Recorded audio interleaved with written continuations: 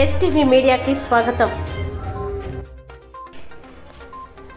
మర్రిపాడు మండల కేంద్రంలోని ఎస్ఆర్ కళ్యాణ మండపంలో మర్రిపాడు తెలుగుదేశం పార్టీ మాజీ కన్వీనర్ ఆరికట్ల జనార్దన్ నాయుడు ఆధ్వర్యంలో తెలుగుదేశం రాష్ట్ర పరిశీలకులు బుల్లెట్ రమణ, జిల్లా కార్యదర్శి చేజర్ల వెంకటేశ్వరరెడ్డి, మర్రిపాడు మండల తెలుగుదేశం పార్టీ సమావేశం జరిగింది.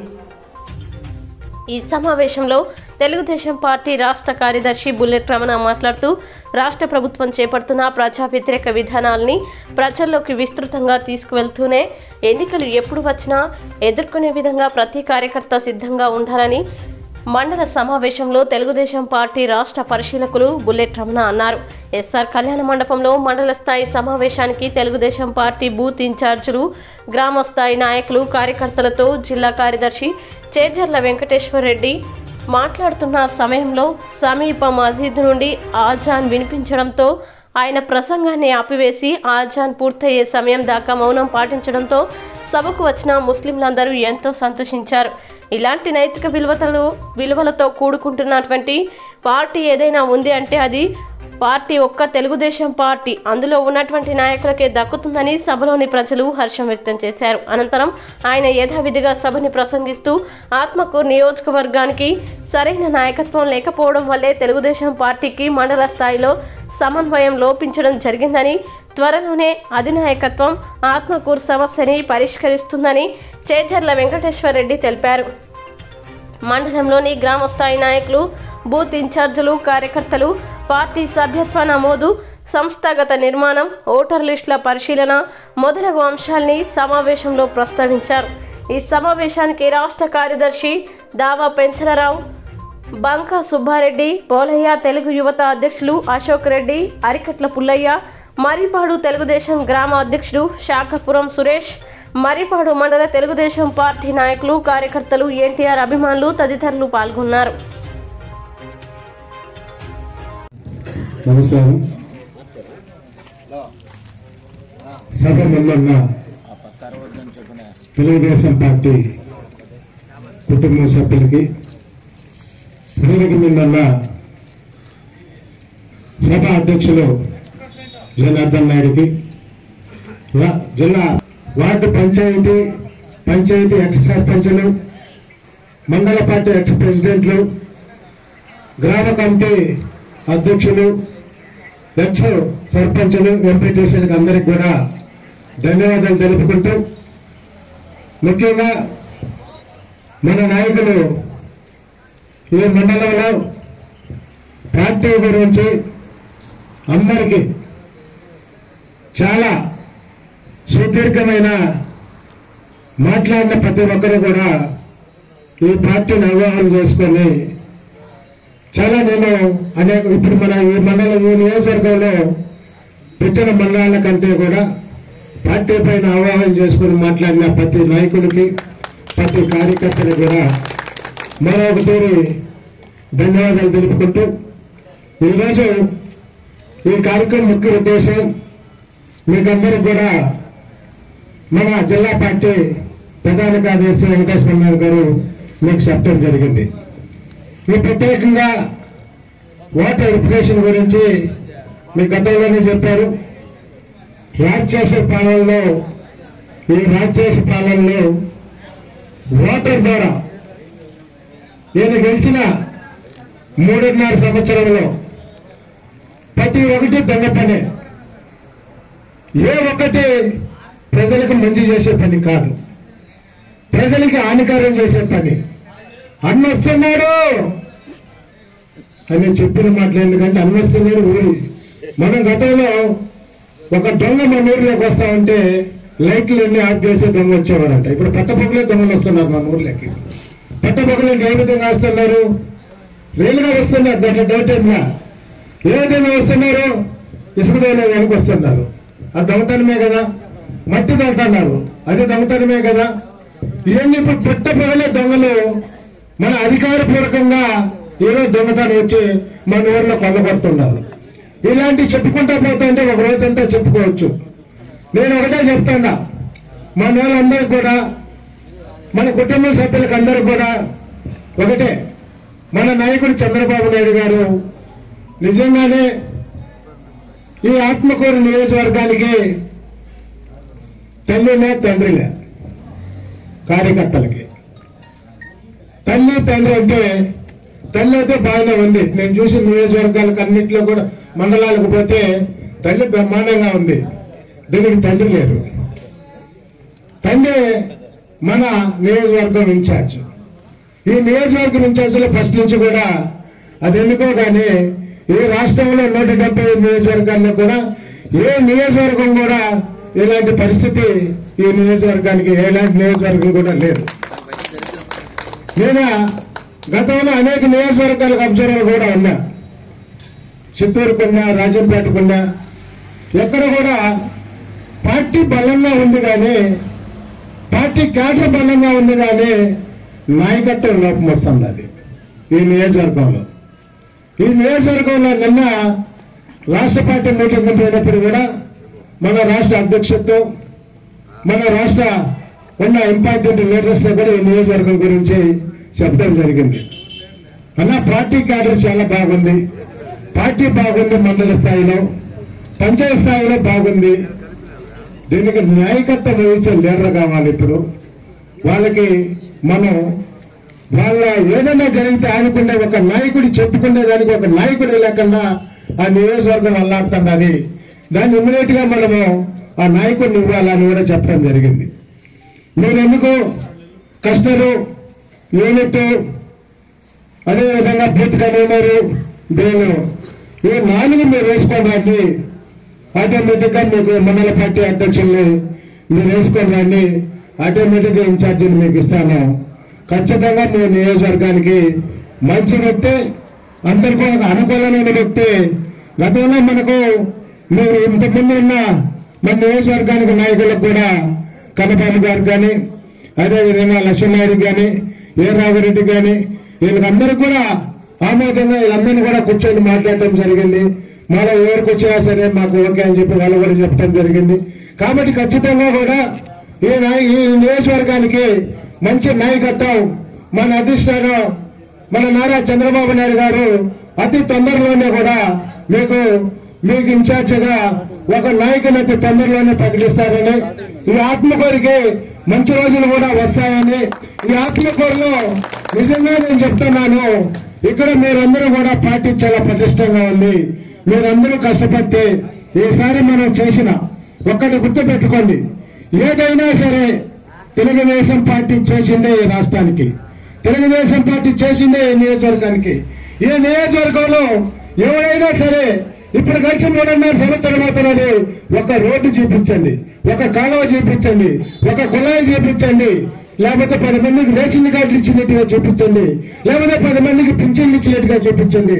ఒకళ్ళు ఇచ్చింటే వాళ్ళ కార్యకర్తలకు ఇచ్చిస్తారే కానీ ప్రజలకు ఎక్కడ కూడా ఎస్టీ ఎస్సీ బీసీలకు ఎక్కడ కూడా సరే వాళ్ళు ఇంకా సాగనంటూ వాళ్ళ భూములు పెరుగుకుంటున్నారో కానీ వాళ్ళ డెవలప్మెంట్కి ఇంత చేసింది పార్టీ అని, వచ్చిన పార్టీ అని చెప్పండి. కానీ ఎక్కడ కూడా లేదు. మనం వచ్చినప్పుడు కులం జిల్ల, మొత్తం జిల్ల, ఎవరైనా కూడా చూడాల. రేషన్ కార్డు ఉన్న వాళ్ళకి ఇచ్చాము, లేని వాళ్ళకి ఇచ్చాము, పింఛన్లు ఉన్న వాళ్ళకి ఇచ్చాము, లేని వాళ్ళకి ఇచ్చాము.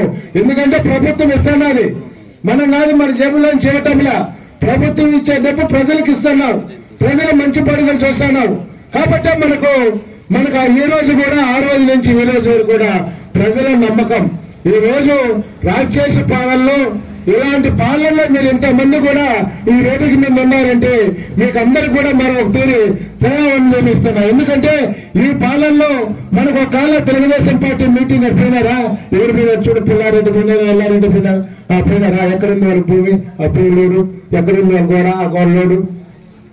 ఈ విధంగా ఆర్థిక మనం ఏదైతే మనం బతుకుతున్నామో దానిపైన దెబ్బతీయటం, మనకి ఏదైతే ఆధార్ కార్డు ఉంది, లేకపోతే పింఛన్ వస్తున్నదో, లేకపోతే రేషన్ కార్డు వస్తున్నదో దాన్ని తీసేయటం, వాళ్ళ ఆత్మగా వాళ్ళని మనశ్శాంతి లేకుండా వాళ్ళ ప్రలోభావం చేసి వాళ్ళ పార్టీలో చేర్చుకోవటం. అలాంటి పాలనలో ఇంకా మీరందరూ కూడా ఈ మండలంలో ఎంత బలంగా ఉండాలంటే మీకు అందరూ కూడా ధన్యవాదాలు తెలుపుకుంటూ, ఇంకొకసారి మనం అందరం కూడా మళ్ళా నెలకు ఒకసారి ఇలాంటి మీటింగ్లు పెట్టుకుంటాం.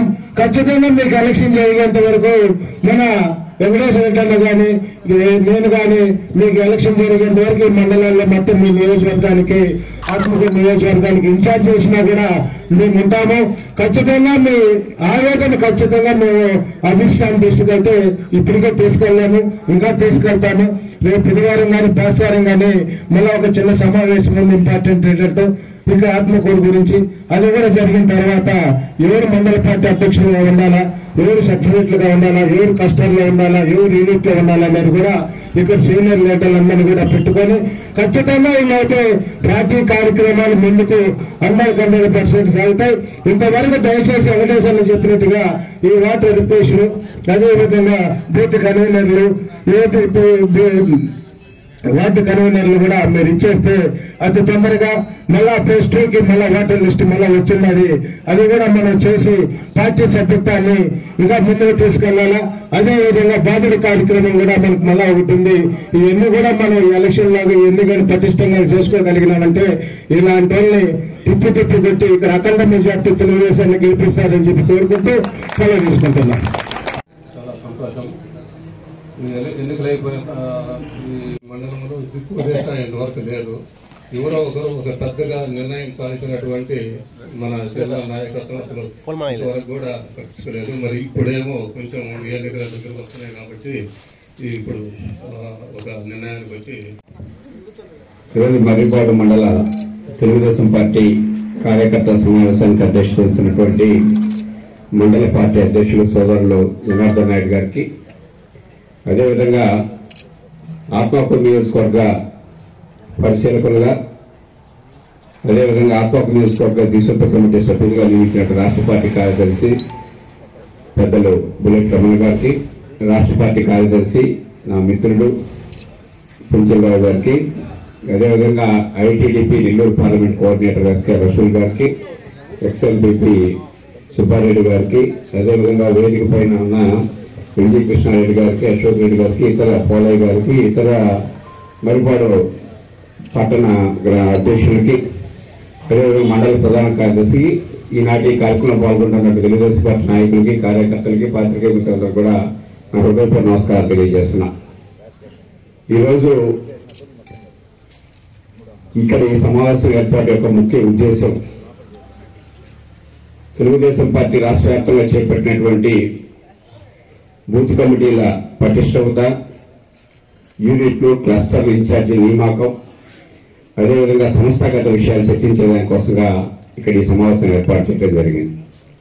అయితే 1985 నుంచి ఇప్పటి వరకు కూడా ఉమ్మడి నెల్లూరు జిల్లాలో ఉన్నటువంటి అన్ని మండలాల కంటే కూడా మర్రిపాడు మండలంలో ఉన్నటువంటి తెలుగుదేశం పార్టీ నాయకులు, కార్యకర్తలు పార్టీ కోసం చేసిన పోరాటాలు మరి ఏ మండలంలో కూడా చేయలేదు. మీరు పడ్డ ఇబ్బందులు మనకు తెలిసి ఉమ్మడి నెల్లూరు జిల్లాలో ఎవరు కూడా పడిన పరిస్థితులు నాకు తెలిసి లేవు. ఎందుకంటే అటువంటి పరిస్థితుల్లో మీరు 1985 నుంచి కూడా ఇప్పటి వరకు రాజకీయాలు చేస్తూ వచ్చారు.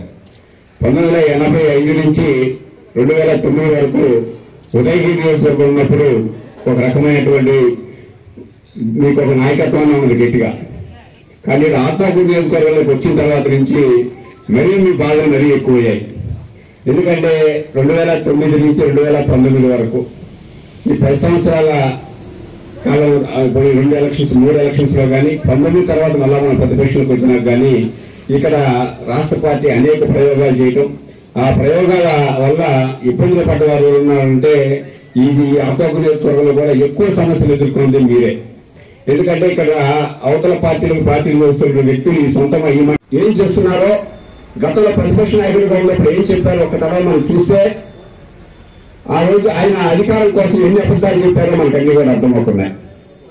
ఈరోజు ఆయన అధికారంలోకి వచ్చిన తర్వాత ఆర్టీసీ ఛార్జీల దగ్గర నుంచి, కరెంటు ఛార్జీల దగ్గర నుంచి, బస్ ఛార్జీల దగ్గర నుంచి, అదేవిధంగా పెట్రోల్ డీజిల్ పైన ప్రత్యేకమైనటువంటి కాదు. ఎందుకంటే మీరు అందరూ కూడా బెంగళూరుకి వెళ్తూ ఉంటాం. మనకి ఇక్కడ దగ్గర కాబట్టి సైడ్ ఎక్కువ వ్యాపారాలతో బెంగళూరుకి వెళ్తుంటాం. బెంగళూరులోకి ఇక్కడికి డీజిల్కి ఒక డీజిల్కి దాదాపు 13 రూపాయలు 14 రూపాయలు తేడా ఉంది. ఎన్నికల ముందు ఇదే పెద్ద మనిషి ఏం చెప్పాడు, పక్క రాష్ట్రాల్లో రేట్లు ఎక్కడ ఇక్కడ ఎక్కడ మనం తగ్గించినా కూడా మన మీద ఎక్కువ పెద్ద ఎత్తున దుష్ప్రచారం చేశారు. అదేవిధంగా రిజిస్ట్రేషన్ ఛార్జీల దగ్గర నుంచి ఆఖరికి చెత్త పన్నులు కూడా వదలకుండా కూడా ఈరోజు పన్నులు విధించి ప్రజల్ని పీల్చి పిప్పి చేస్తున్నారు.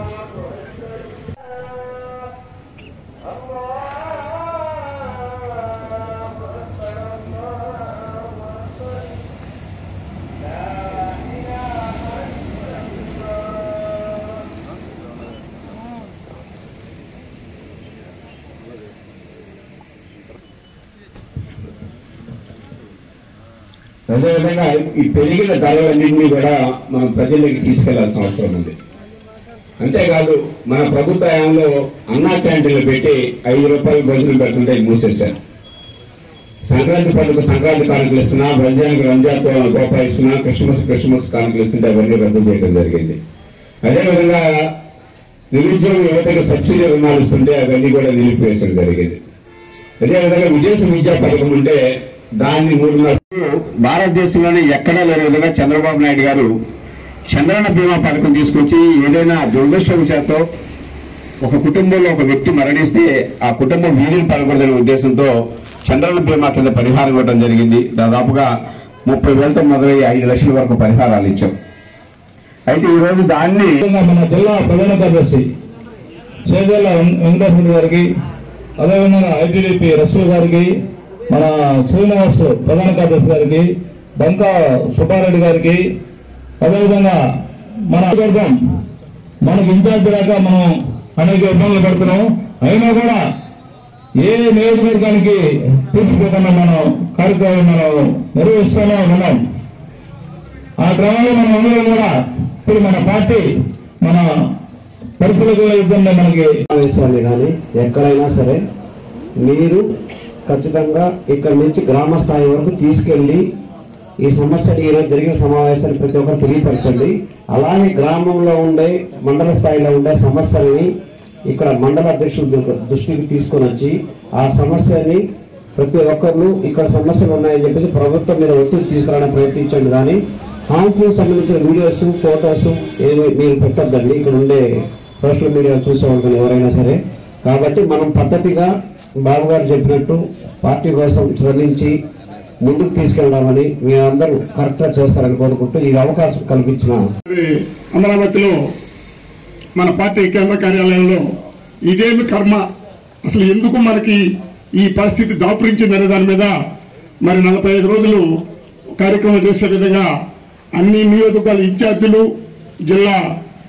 జిల్లా నాయకత్వం, మరి రాష్ట్ర మాకు ఆత్మకూరు అన్న చెప్పినట్టు మాకు పెద్ద ఇష్టం ఉండే నియోజకవర్గం ఏరియా కాదు, మాకు ఉదయగిరే మేలు. కానీ పరిస్థితులు అలా ఉన్నాయి. ఖచ్చితంగా ఈ దఫ ఆత్మకూరులో తెలుగుదేశం జెండా ఎగరాలనేది నా కోరిక. ఎవరిని నియమించినా, మన పెద్ద ఆయన ఎవరిని నియమించినా అందరము ఆర్టికల్గా చేసి ఆత్మకూరులో వాళ్ళ దరిద్రాన్ని వదిలించుకోవాలా, సైకిల్ ఎగరాలా, అది నా యొక్క కోరిక. కాబట్టి అవకాశం ఇచ్చిన అందరికీ ధన్యవాదాలు. పశ్చిమ గోదావరి జిల్లాలో ఉంటాడు, ఈ మరిపాడు మండలంలో ఉంటాడు, పశ్చిమ గోదావరి జిల్లా ఉంటాడు.